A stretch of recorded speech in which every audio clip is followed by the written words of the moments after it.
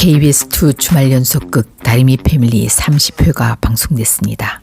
이번 회차에서 봉이가 사돈 미옥에 의해 긴급 체포되면서 사건의 중심에 서게 되고, 강주는 엄마에게 돌려주려고 가져갔던 100억을 다시 의학산에 묻게 되는 긴박한 상황에 처하게 됩니다. 양 집안 그 누구도 벌을 받지 않도록 하기 위해 강주가 혼자 고군분투하는 모습이 애처롭게 그려져 시청자들의 마음을 사로잡았습니다. 과연 강주는 이 위기를 잘 극복할 수 있을까요? 지난 29회 엔딩은 평소와 다르게 느껴지는 봉이가 이상하다 싶어 세탁소로 온 승돈과 모든 진실을 털어놓을 수는 없었지만, 따뜻한 마음으로 위로해주는 승돈이 고마워 눈물 흘리는 두 사람의 모습으로 끝났습니다. 사랑이 아닌 아름다운 우정으로 남을 두 사람의 마음이 교감되는 순간은 시청자들에게 깊은 여운을 남겼습니다. 30회는 만득과 길레가 준 돈을 들고 병원문을 나서는 미연의 모습으로 시작됐습니다. 미연은 그 돈을 강주에게 주러 가져오고, 그때 술에 취한 남기둥이 미연이 강주랑 포옹하는 장면을 보고 오해해 돈이 든 박스 하나를 공중에 던져 온 골목길에 5만원권이 뿌려졌습니다. 어쩔 수 없이 강주는 남기둥에게 사실을 털어놓을 수밖에 없는 상황에 처하고 신고하지 말 것을 간곡히 부탁했습니다. 한편 태웅은 차림을 보러 오고, 두 사람은 그간의 오해를 풀고 서로의 마음을 확인하게 됩니다. 강주는 유언장이 없으면 엄마가 경찰에 신고할 수 없을 거라 생각해 유언장을 훔쳐왔는데요.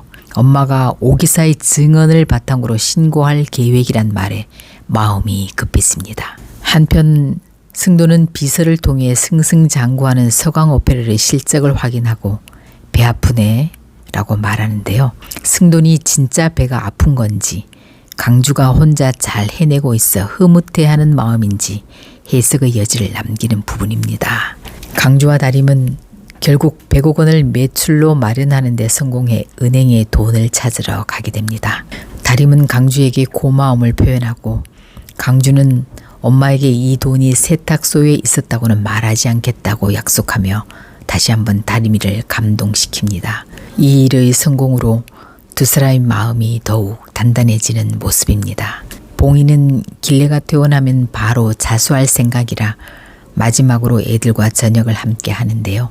무림은 거절에 참석하지 않았고, 차림은 태웅을 데리고 와 사귀게 됐다는 기쁜 소식을 안겨줍니다.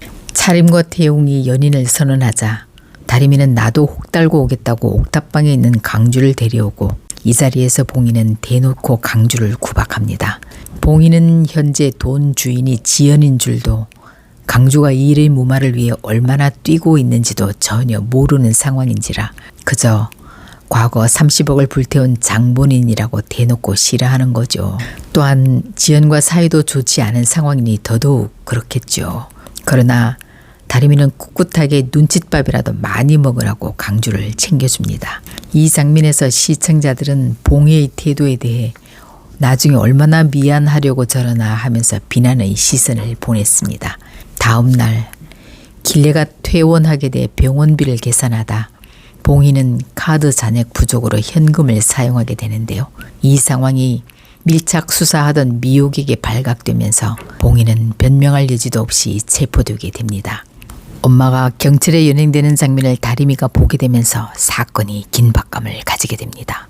그 시각 강주는 봉이 침대 아래 돈을 가방에 넣고 은행에서 수표로 받은 돈을 할아버지 백고무 친구 흑곰을 찾아가 5만원 현금으로 받고 100억 현금을 마련해 지연에게 갑니다. 강주는 엄마에게 그간의 사정을 설명하고 돈을 주려고 한 거죠. 그런데 강주가 설명하려는 찰나 다리미한테 긴급한 전화가 걸려오고, 사정을 들은 강주는 엄마한테 미안하지만 가방을 다시 가지고 나옵니다.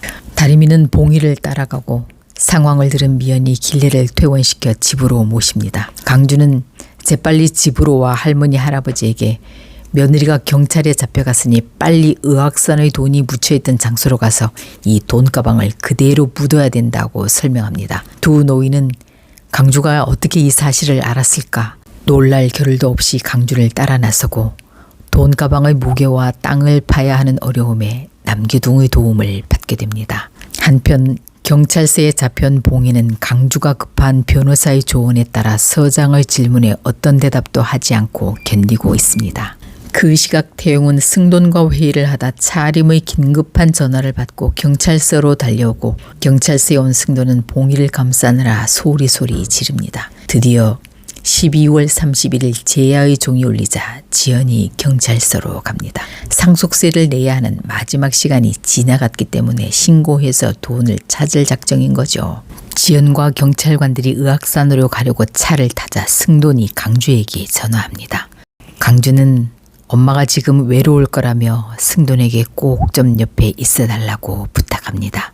이 장면에서 혼자 된 엄마의 마음을 헤아리는 아들의 진정한 마음이 느껴져 가슴이 찡해왔습니다. 승돈은 사실 지금까지 신고를 막고 있었던 상황인데요. 탈세를 위해 돈을 숨겨뒀다는 뉴스가 나가면 회사에 막대한 지장이 있을 거고 본인의 명예에도 큰 스크래치가 갈 거라 생각한 거죠. 그러나 물은 이미 엎질러진 상황. 승돈은 서강주 백지연 진짜 씨 라고 중얼거리면서도 지연 옆에 앉아 동행하게 됩니다. 이 장면은 어쩌면 승돈이 지연 옆으로 돌아가게 될 수도 있다는 복선이 아닐까요? 경찰이 온다는 소식에 강주의 마음이 급해집니다. 정말 스릴물도 아닌데 손에 땀을 쥐게 하는 긴박한 삽질 장면과 강주의 할 수 있다! 는 외침이 의학산에 울려 퍼지며 30화가 끝났습니다. 다음 회에 의학산에서 돈가방을 발견해 돈을 가져오게 된 지연은 강주가 지금까지 이 사실을 알고도 세탁소 가족을 구하기 위해 자신을 속였다는 사실에 엄청난 배신감을 느끼게 됩니다. 어쩌면 이 일로 강주와 다림이의 애정전선에 문제가 생기지는 않을지 다음 이야기가 궁금했습니다. 강림 커플을 진심 응원하신다면 구독, 좋아요 부탁드립니다.